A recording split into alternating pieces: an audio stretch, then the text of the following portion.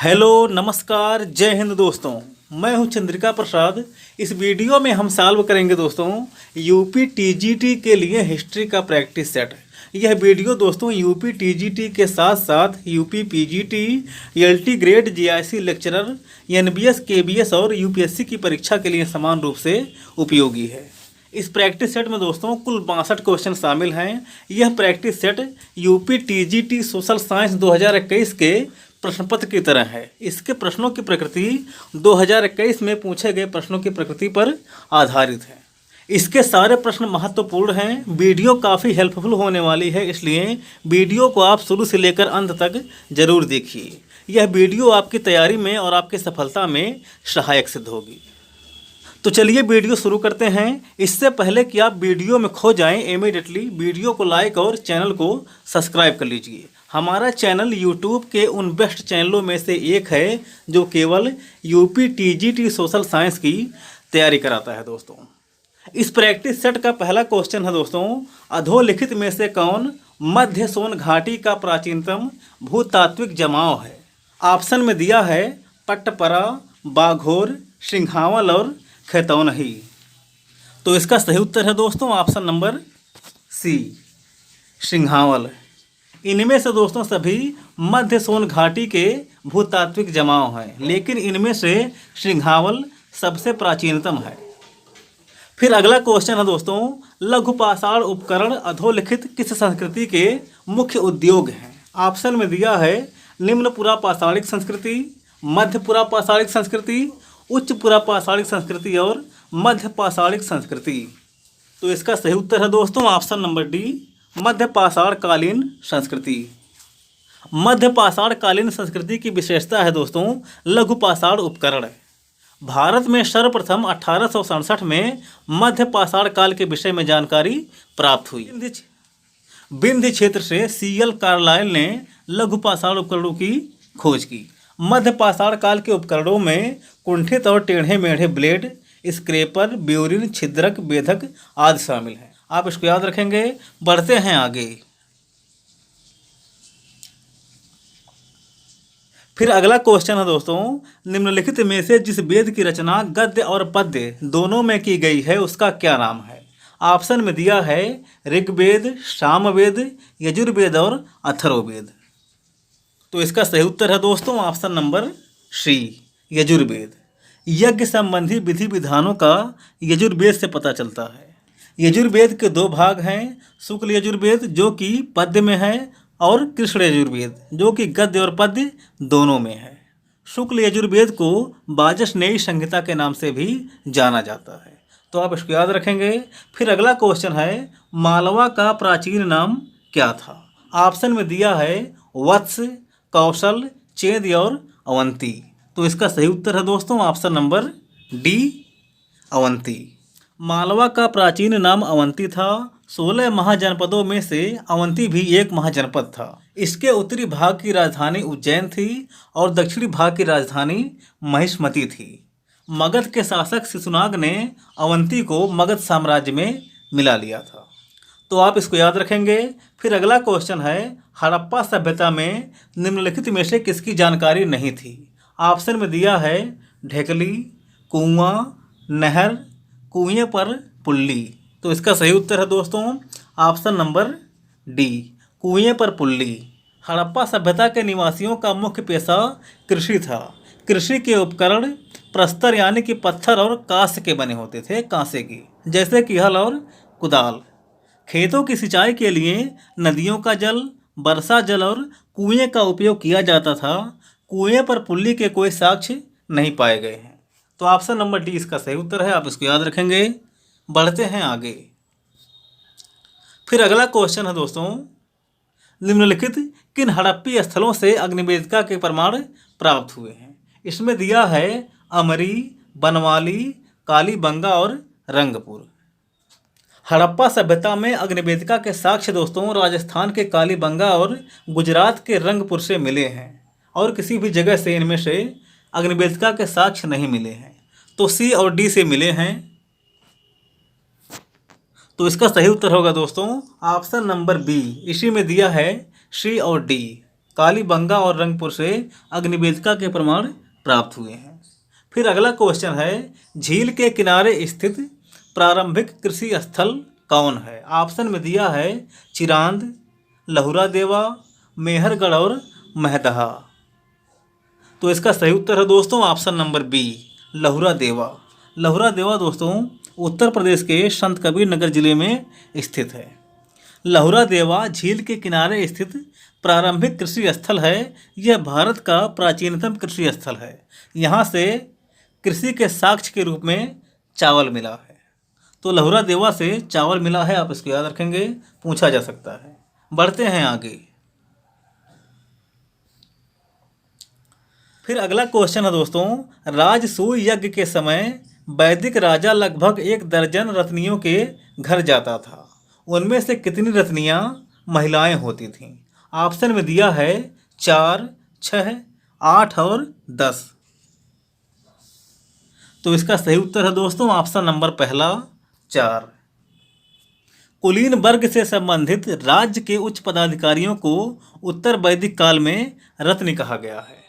तैत्तिरीय संहिता और शतपथ ब्राह्मण में 12 रत्नियों का उल्लेख मिलता है, जिनमें से 4 महिलाएं थीं। आप इसको याद रखेंगे।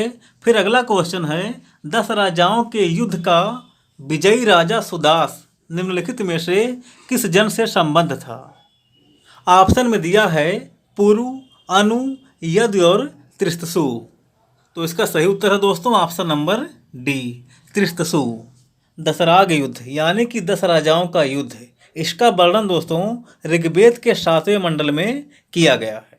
इस युद्ध में एक और पुरु नामक आर्य कबीला और उनके सहयोगी जिनके परामर्शदाता विश्वामित्र थे वह था, और दूसरी ओर भारत नामक समुदाय था जिसका नेतृत्व त्रिस्तु नामक कबीले के राजा सुदास कर रहे थे। इनके प्रेरक ऋषि वशिष्ठ थे। तो आप इसको याद रखेंगे।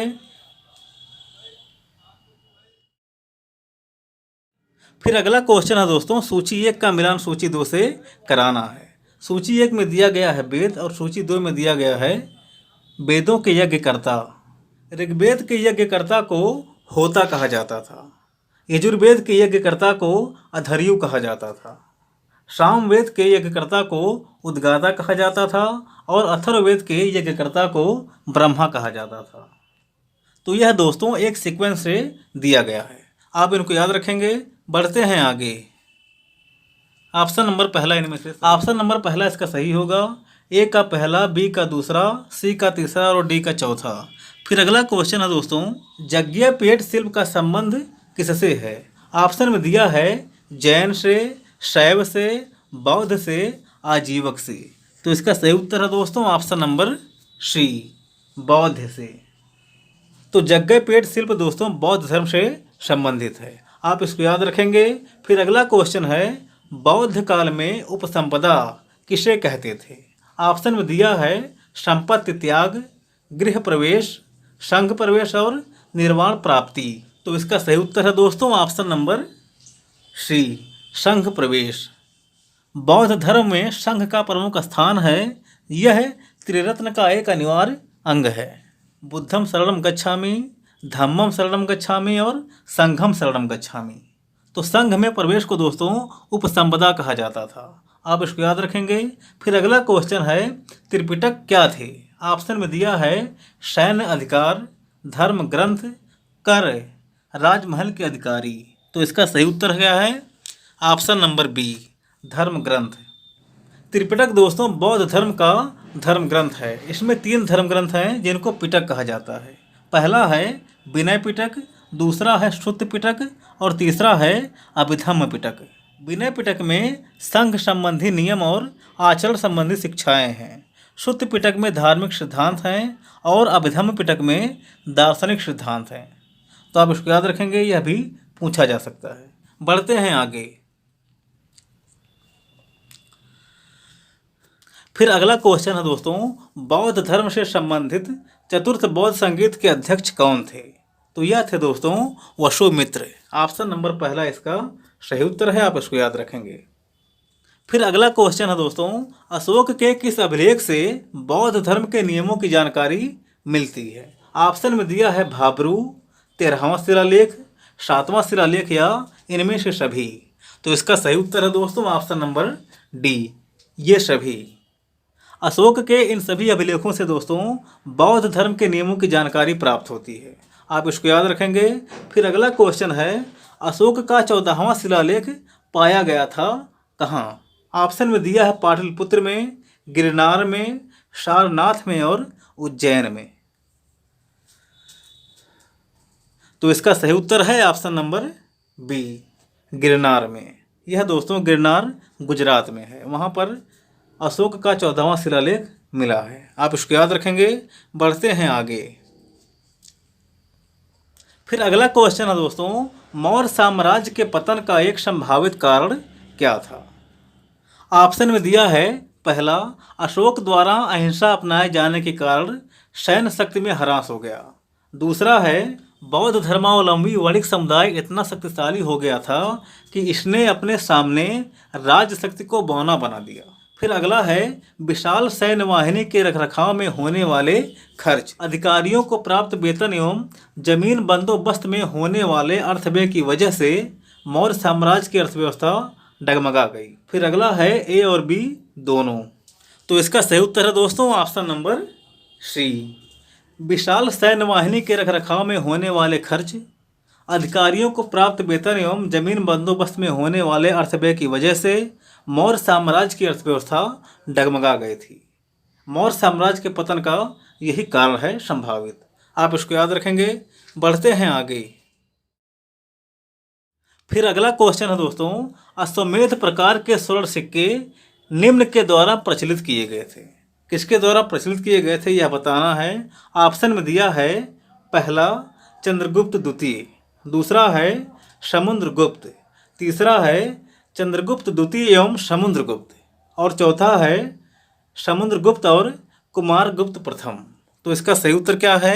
ऑप्शन नंबर डी, समुद्रगुप्त और कुमारगुप्त प्रथम। गुप्त काल के शासकों में दोस्तों अश्वमेध प्रकार के सिक्के समुद्रगुप्त और कुमारगुप्त प्रथम दोनों ने प्रचलित करवाए थे, आप इसको याद रखेंगे। फिर अगला क्वेश्चन है, गुप्त काल के दौरान लोकरका के रूप में किस देवता का उल्लेख किया गया है? ऑप्शन में दिया है, शिव, गणेश, सूर्य और कुमार। तो इसका सही उत्तर है दोस्तों ऑप्शन नंबर सी, सूर्य।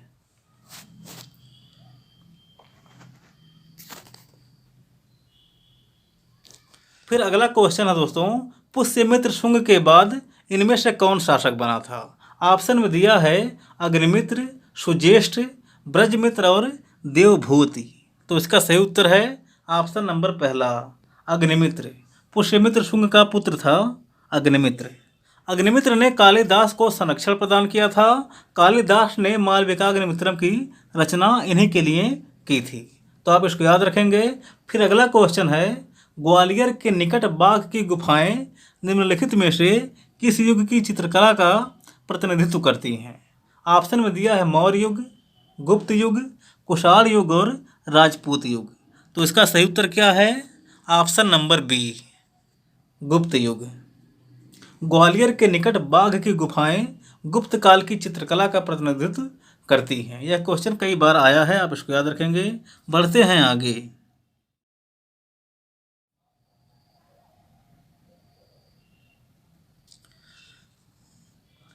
फिर अगला क्वेश्चन है दोस्तों, निम्न वक्तव्यों पर विचार कीजिए। इसमें दिया है कथन और कारण। कथन है, तुर्कान ए चिहलगानी इल्तुतमिश द्वारा स्थापित 40 तुर्की गुलाम अधिकारियों का समूह था। तो पहला वक्तव्य दोस्तों कथन इसका सही है। फिर अगला है कारण आर, शमसी गुलामों का एक ही मास्टर था और वह था एक ही समूह। प्रत्येक ने यह घोषणा की कि मैं ही हूँ और मेरे अलावा और कोई नहीं है, और एक दूसरे को संबोधित किया कि तुम क्या हो जो मैं नहीं हूँ और तुम क्या हो रहे हो जो मैं नहीं हो रहा हूँ। तो यह कारण आर भी सही है दोस्तों। तुर्कान ए चिहलगानी के सदस्य आपस में ऐसा कहते थे। तो कथन ए और कारण आर दोनों सही हैं, लेकिन दोनों एक दूसरे की व्याख्या नहीं कर रहे हैं। पहला इल्तुतमिश से संबंधित है और दूसरा तुर्कान ए चिहलगानी के सदस्यों से संबंधित है। अगर दूसरी बात भी इल्तुतमिश के बारे में लिखा होता तो दोनों एक दूसरे की व्याख्या करता, इसलिए ऑप्शन नंबर बी ही इसका सही उत्तर होगा। ए और आर दोनों सही हैं, किंतु आर ए की सही व्याख्या नहीं है। उम्मीद है कि बात समझ में आई होगी। बढ़ते हैं आगे। फिर अगला क्वेश्चन है दोस्तों, तुर्कान ए चिहलगानी कौन थे? तो यह थे दोस्तों। फिर अगला क्वेश्चन है दोस्तों, तुर्कान ए चिहलगानी कौन थे? तो यह थे दोस्तों 40 तुर्क अमीरों का समूह। तुर्क इसमें रहेगा, आप इसको याद रखेंगे। अमीरों का समूह था 40 तुर्क अमीरों के समूह को तुर्कान ए चिहलगानी कहा जाता था। इल्तुतमिश ने इनका संगठन किया था, आप इसको याद रखेंगे। फिर अगला क्वेश्चन है, इल्तुतमिश के शासन काल में न्याय चाहने वाले व्यक्ति को पहननी पड़ती थी इनमें से क्या? लाल पोशाक, काली पोशाक, सफ़ेद पोशाक या हरी पोशाक? तो इसका क्या सही उत्तर है? ऑप्शन नंबर पहला, लाल पोशाक। इल्तुतमिश के शासन काल में न्याय चाहने वाले व्यक्ति को लाल रंग का पोशाक पहनाया जाता था तो सुल्तान समझ जाता था। फिर अगला क्वेश्चन है दोस्तों, इल्तुतमिश द्वारा गठित तुर्की अमीरों का समूह कहलाता था इनमें से क्या? ऑप्शन में दिया है नायब, तैमूरी तुर्क, अफगानी और चहलगानी। तो इसका ऑप्शन नंबर डी सही उत्तर है, चहलगानी। सुल्तान इल्तुतमिश के द्वारा गठित 40 तुर्क अमीरों के समूह को तुर्कान ए चहलगानी कहा जाता था। फिर अगला क्वेश्चन है, महान कवि फिरदौसी किसके दरबार की शोभा बढ़ाता था? तो महमूद गजनवी के दरबार में यह रहता था दोस्तों। ऑप्शन नंबर बी इसका सही है, सुल्तान महमूद। महान कवि फिरदौसी सुल्तान महमूद गजनवी के दरबार की शोभा बढ़ाता था। इसने शाहनामा नामक पुस्तक की रचना की है। फिर अगला क्वेश्चन है, निजामुद्दीन जुनैदी किसका वजीर था? तो यह वजीर था दोस्तों इल्तुतमिश का। ऑप्शन नंबर सी इसका सही उत्तर है, आप इसको याद रखेंगे। फिर अगला क्वेश्चन है, तुगलकनामा का रचयिता कौन है? तो तुगलकनामा लिखा है दोस्तों अमीर खुसरो ने। ऑप्शन नंबर सी इसका सही उत्तर है। फिर अगला क्वेश्चन है, वली और अमीर के पदों को किसने पृथक किया? तो यह किया था दोस्तों मोहम्मद बिन तुगलक ने। ऑप्शन नंबर बी इसका सही उत्तर है। फिर अगला क्वेश्चन है, फिरोज तुगलक ने केवल वे ही कर वसूल किए जिन्हें इस्लाम धर्म की मान्यता थी। निम्नलिखित में से कौन सा एक अतिरिक्त कर था जो फिरोज ने लगाया? ऑप्शन में दिया है जकात, जजिया, सिंचाई कर और खम्स। तो इनमें से दोस्तों जकात, जजिया और खम्स इस्लाम धर्म की मान्यता वाले कर हैं। इनमें से सिंचाई कर धार्मिक नहीं है, इसको फिरोज तुगलक ने लगाया था। फिरोज तुगलक ने दोस्तों हक ए सर्ब नामक सिंचाई कर लगाया था। हक ए सर्ब नामक सिंचाई कर। फिर अगला क्वेश्चन है दोस्तों, किस युद्ध में बाबर ने जिहाद का उद्घोष किया? तमगा नामक कर समाप्त किया और युद्धोपरांत विजयी होकर गाजी की उपाधि धारण की। ऑप्शन में दिया है पानीपत का प्रथम युद्ध, खानवा का युद्ध, चंदेरी का युद्ध और घाघरा का युद्ध। तो इसका सही उत्तर है दोस्तों ऑप्शन नंबर बी, खानवा का युद्ध। बाबर ने 17 मार्च 1527 को खानवा के युद्ध के दौरान गाजी की उपाधि धारण की, तमगा नामक कर हटाया और जिहाद का नारा लगाया। खानवा का युद्ध बाबर और राणा सांगा के मध्य लड़ा गया था। खानवा के युद्ध में राणा सांगा के हारने के बाद कोई भी भारतीय नरेश इतना शक्तिशाली नहीं था कि वह बाबर को भारत से खदेड़ सके। इस युद्ध के पश्चात बाबर ने भारत में मुगल साम्राज्य की स्थापना विधिवत की। तो आप इसको याद रखेंगे। बढ़ते हैं आगे। फिर अगला क्वेश्चन है, औरंगजेब ने 1663 में सती प्रथा पर पूर्ण प्रतिबंध लगा दिया। इसके पूर्व किस शासक ने सती प्रथा को बंद करने का प्रयास किया था? ऑप्शन में दिया है हुमायूं, अकबर, शाहजहां और इनमें से कोई नहीं। तो इसका सही उत्तर क्या है? Option number B, Akbar. अपने शासनकाल में दोस्तों अकबर ने सती प्रथा को बंद करने का प्रयास किया था, लेकिन वह इसको प्रतिबंधित नहीं कर सका। औरंगजेब ने 1663 में सती प्रथा पर पूर्ण रूप से प्रतिबंध लगा दिया। तो आप इसको याद रखेंगे। फिर अगला क्वेश्चन है, निम्नलिखित में से किस इतिहासकार ने अकबर को इस्लाम का शत्रु कहा है? तो यह कहा है दोस्तों बदायूनी ने। ऑप्शन नंबर बी इसका सही उत्तर है। बदायूनी ने अपने पुस्तक मुख्तब उल तवारीख में अकबर की धार्मिक नीतियों की कटु आलोचना की है और अबुल फजल को अकबर का चापलूस बताया है। बदायूनी ने अकबर को इस्लाम धर्म का शत्रु बताते हुए उसको इस्लाम विरोधी कहा है।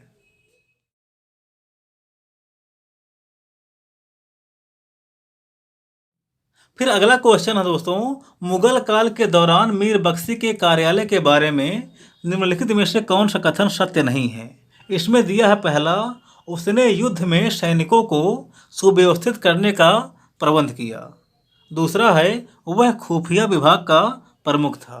तीसरा है, उसने मनसबदारों की नियुक्ति के लिए उम्मीदवारों को प्रस्तुत किया।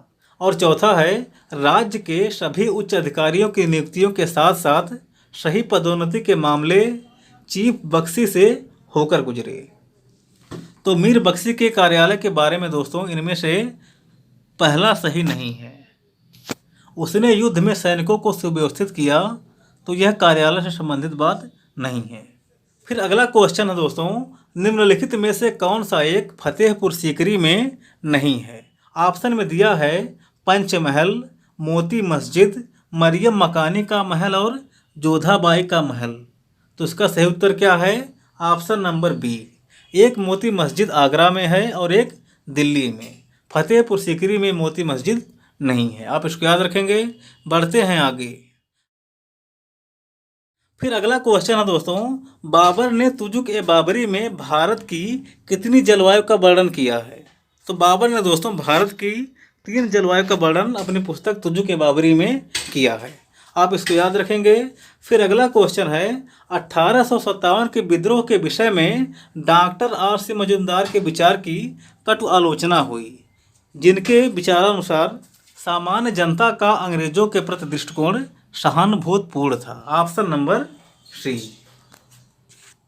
1857 की क्रांति से संबंधित R.C. मजूमदार ने एक पुस्तक लिखी है। उसमें उन्होंने कहा है कि 1857 की क्रांति ना तो राष्ट्रीय क्रांति थी और ना ही स्वतंत्रता संग्राम था। इस वजह से दोस्तों इनकी आलोचना हुई है। इसमें उन्होंने कहा है कि सामान्य जनता का अंग्रेजों के प्रति जो दृष्टिकोण है वह सहानुभूतिपूर्ण है, इसीलिए इनकी आलोचना हुई थी, आप इसको याद रखेंगे। बढ़ते हैं आगे। फिर अगला क्वेश्चन है, बाबा रामचंद्र ने किसानों को कहाँ पर संगठित किया। तो ये किए थे दोस्तों अवध में। ऑप्शन नंबर पहला इसका सही है। बाबा रामचंद्र महाराष्ट्र के एक ब्राह्मण परिवार से थे।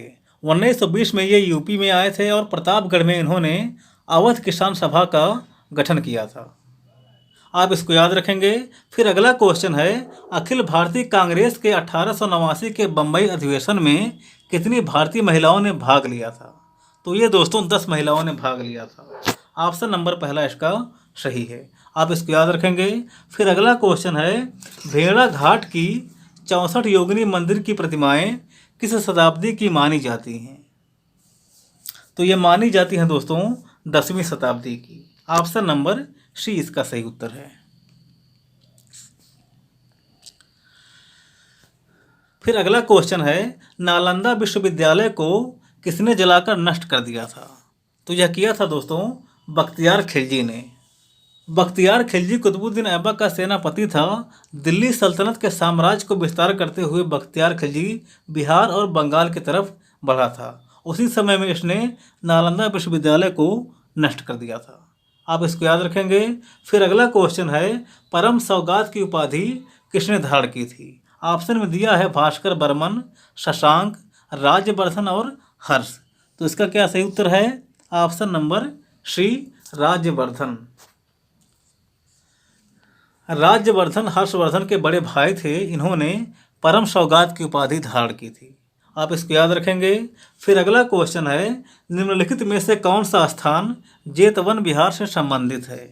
तो इसका सही उत्तर है दोस्तों option number C, Mahet. Shravasti में स्थित जेतवन बिहार दोस्तों महेत नामक स्थान पर स्थित है। श्रावस्ती के श्रेष्ठी अनाथ पिंडक ने जेतवन बिहार का निर्माण करवाया था। बुद्ध का सर्वाधिक वर्षावास श्रावस्ती में ही बीता। फिर अगला क्वेश्चन है दोस्तों, अधोलिखित में से कौन योग सूत्र के रचयिता हैं। ऑप्शन में दिया है पाणिन, वशिष्ठ, पतंजलि और बोधायन। तो इसका सही उत्तर है दोस्तों ऑप्शन नंबर सी, पतंजलि। योग सूत्र के रचयिता पतंजलि हैं। महर्षि पतंजलि को योग दर्शन का प्रवर्तक माना जाता है। आप इसको याद रखेंगे। बढ़ते हैं आगे।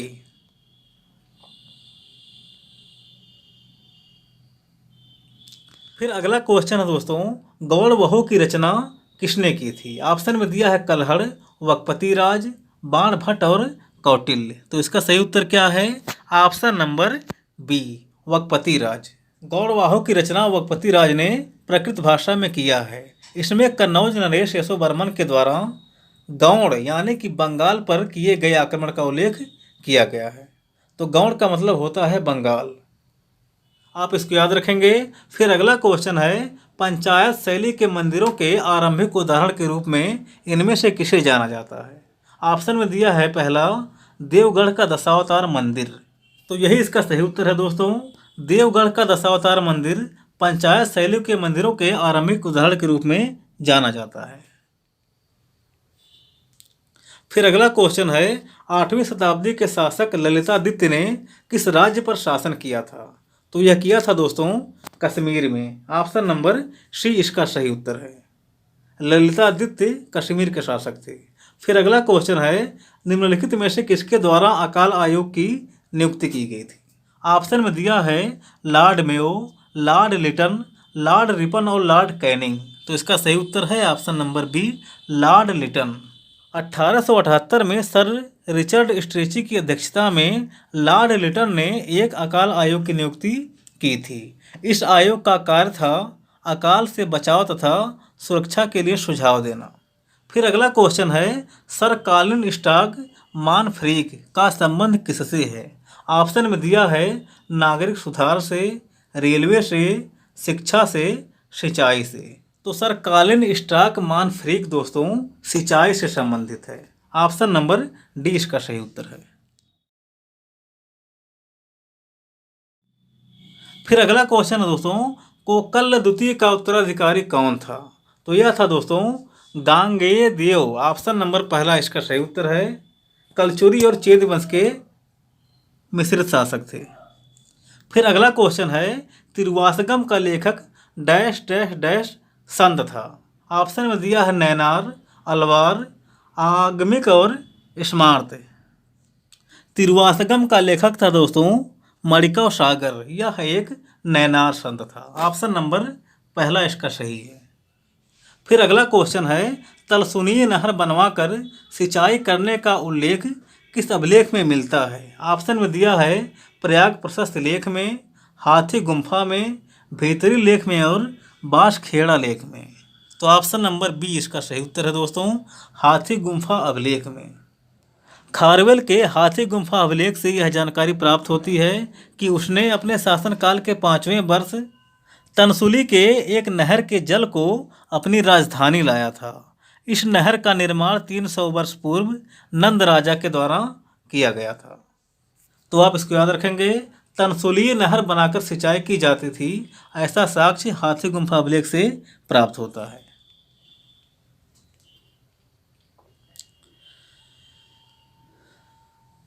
फिर अगला क्वेश्चन है, पुष्कलावती किस राज्य की राजधानी थी? ऑप्शन में दिया है कंबोज, अशमक, गंधार और शूरसेन। तो इसका सही उत्तर है दोस्तों option number C, Gandhara. Gandhara की राजधानी थी पुष्कलावती। फिर अगला क्वेश्चन है, निम्नलिखित में से कागज का प्रचलन भारत में किसने प्रारंभ किया? ऑप्शन में दिया है अंग्रेज, फ्रांसीसी, चीनी और अरब। तो इसका सही उत्तर क्या है? ऑप्शन नंबर डी, अरब। भारत में कागज का प्रचलन अरबों ने किया था।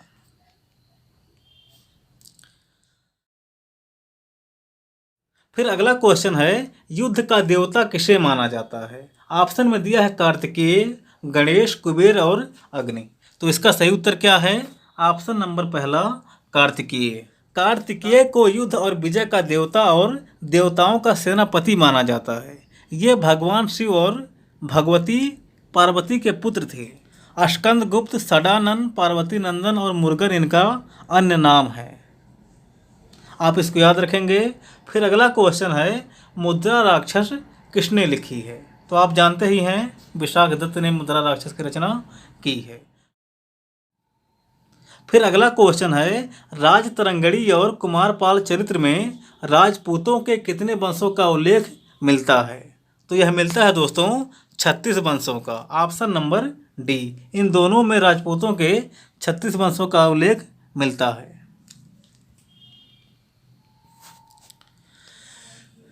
फिर अगला क्वेश्चन है, बटेश्वर महादेव मंदिर किसके शासन काल में निर्मित हुआ? तो यह निर्मित हुआ था दोस्तों प्रतिहार के शासन काल में। ऑप्शन नंबर डी इसका सही उत्तर है। बटेश्वर महादेव मंदिर मध्य प्रदेश के मुरैना जिले में है। इसका निर्माण गुर्जर प्रतिहार साम्राज्य के काल में हुआ था। आप इसको याद रखेंगे। फिर अगला क्वेश्चन है दोस्तों, मंदिर वेश्यावृत्ति के प्राचीनतम प्रमाण अधोलिखित किस स्थान के गुहालेख में प्राप्त हुआ है? ऑप्शन में दिया है उज्जैन, खजुराहो, कोणार्क और रामगढ़। तो इसका सही उत्तर क्या है? Option number D, Ramgarh. Ramgarh गुहालेख में मंदिर वेश्यावृत्ति का प्राचीनतम प्रमाण मिला है। ईसा पूर्व 3री शताब्दी का यह गुहालेख छत्तीसगढ़ के सरगुजा जिले के रामगढ़ पर्वत की जोगीमारा से प्राप्त हुआ है। यह ब्राह्मी लिपि में है और पाली भाषा में है। इस गुहालेख में सूतनका नामक देवदासी और देवदीन नामक रूपदक्ष के प्रेम का वर्णन किया गया है। फिर अगला क्वेश्चन है दोस्तों, निम्नलिखित में से कौन सा सही युग्म नहीं है? ऑप्शन में दिया है येलोरा गुफाएं राष्ट्रकूट, महाबलीपुरम पल्लव, खजुराहो चंदेल और एलिफेंटा मौर्यकाल। एलिफेंटा के प्रसिद्ध गुफा मंदिरों का निर्माण दोस्तों राष्ट्रकूटों के शासनकाल में हुआ था, ना कि मौर्य काल में। ऑप्शन नंबर डी ही इसका सही उत्तर है। यही सही युग्म नहीं है, बाकी सब सही तरह से सुमेलित हैं, आप इसको याद रखेंगे। फिर अगला क्वेश्चन है, मंदिरों के प्रवेश द्वार पर नदी देव का अंकन कब से प्रारंभ हुआ? नदी देव का अंकन मंदिरों के प्रवेश द्वार पर कब से प्रारंभ हुआ? ऑप्शन में दिया है कुषाण काल, गुप्त काल, परमार काल और चंदेल काल। तो इसका सही उत्तर है दोस्तों ऑप्शन नंबर बी, गुप्त काल। गुप्त काल से मंदिरों के प्रवेश द्वार पर नदी देवी का अंकन प्रारंभ हुआ। गुप्तकालीन देवगढ़ का दशावतार मंदिर इसका स्पष्ट उदाहरण है। देवगढ़ के दशावतार मंदिर के गर्भगृह का प्रवेश द्वार आकर्षक और कलापूर्ण है। उसे द्वारपालों, नदी देवताओं और मूर्तियों से सजाया गया है। तो आप इसको याद रखेंगे, मंदिरों के प्रवेश द्वार पर नदी देव का अंकन गुप्त काल से प्रारंभ होता है। फिर अगला और अंतिम क्वेश्चन है दोस्तों, कैलाश मंदिर किस गुफा में स्थित है? ऑप्शन में दिया है कार्ले में, एलिफेंटा में, येलोरा में और अजंता में। 2021 में यह क्वेश्चन पूछा गया था। इसका सही उत्तर क्या है? ऑप्शन नंबर सी, येलोरा में।